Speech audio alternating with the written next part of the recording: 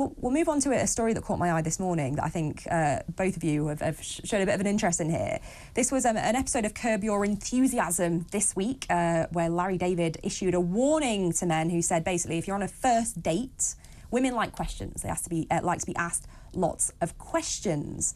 And yet, there was a column written in the Sunday Times last summer effectively saying that for men, if they get asked too many questions, they feel bombarded and like they're being interviewed by a woman as kind of, will you be my perfect boyfriend? What do you make of that? Let's have some first date stories. Do you feel that men do ask enough questions on first dates in general? I quite like questions, but I think that might just be that I like talking about myself. So I quite like being asked questions, but I think what's interesting about this story, and I think that there have been studies that have gone into this, that actually men don't like to be asked too many questions because, as you said, it feels like an interview. It feels like they're being interrogated. But actually, women tend to quite enjoy being asked questions because they women generally like talking about themselves. I know I do.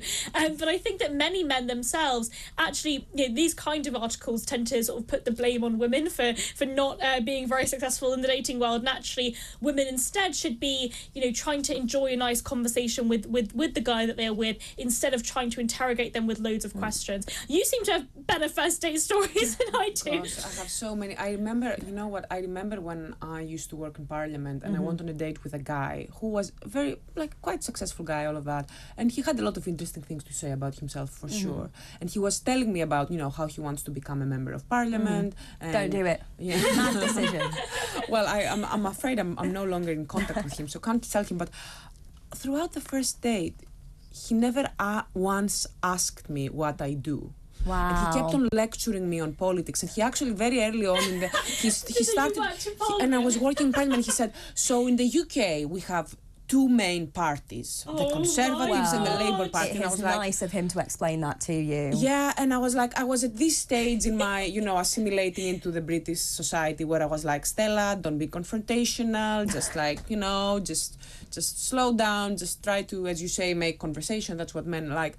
And he was an attractive guy and all of that, but I remember leaving the end of the day and just dates and just feeling completely like, my God, this man had zero interest in me. Did you tell him though? Did you tell him what you did? No, I never did. I was waiting because to be honest with you, it's like because I liked my job so much and I thought my job sounded so impressive working in Parliament. I had tried for such a long time. It took me a lot of efforts to get my foot in the door in British politics, as you can imagine.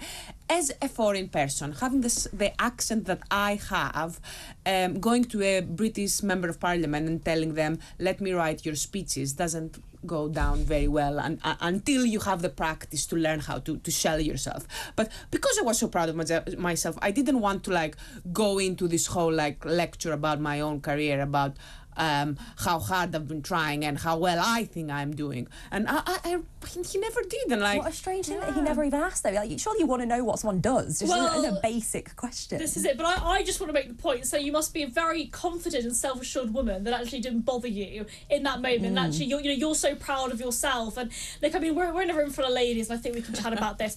I think men like mansplaining, and I actually think, and I use, not saying I use it a lot, but men seem to like being the sort of the saviour in situations. And so even to come down to some simple things like, I can't open this jar, please will you open this jar for me, and a man opens it for you and he saved your day. But do you guys have that thing where you are determined to open that jar for yourself to be a strong independent woman? Because yes, I have that. Yes, I think that men themselves are attracted to women that they can protect and that they like and that they can kind of save in a way. And there seems to be this kind of saviour culture with a lot of men these days. I think part of it is biological-ish, but part of it is also societal standards. Men on dates don't like to be interrogated, they like to feel like they can be helpful. So the best way, ladies on dates, best way to get a man to like you is to say, well, sorry, can you explain inflation to me, please? So why can't we print more money? Top tips from the IEA.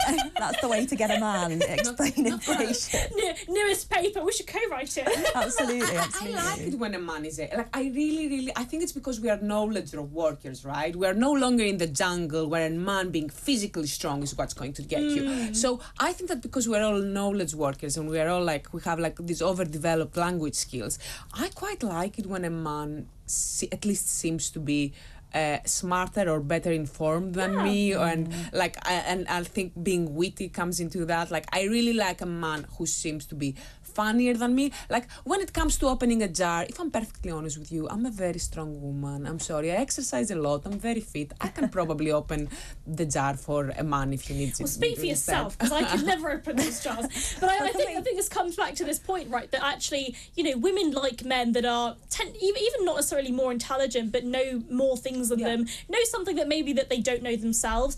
And actually, the worst like first dates that I've been on have been with men that are just clearly clueless about the world. Clueless, can't tell me anything that's interesting, can't challenge me intellectually, can't contribute anything interesting to the conversation other than, wow, this chicken is good. I mean, I really just we need men that are interested. This is why I've always really liked British men as a foreign immigrant, because I felt like at the very least they will know the British society better than me, and they will at the very least be able to talk with more authority about that. Can we talk about online dating? Because Reem, you've got quite the story for us, haven't you? I have, yes. Well, very accidental recently. Online dating. Accidental online dating. So, full disclosure, I am on no dating apps, as far as I was aware.